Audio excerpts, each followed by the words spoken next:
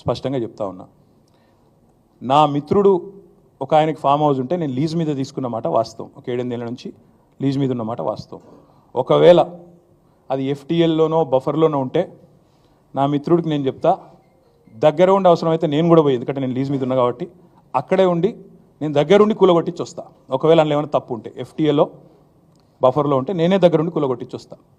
కానీ నేను కాంగ్రెస్ ప్రభుత్వాన్ని ఒక మాట అడుగుతా ఉన్నా, సరే ఇలా ఏమైనా తప్పు ఉంటే కూలగొట్టరు, నో ప్రాబ్లం, కూలగొట్టండి, దానిలో నష్టమేం లేదు, వెల్కమ్, మంచి జరుగుతున్నప్పుడు అందరం ఆహ్వానించాల్సింది.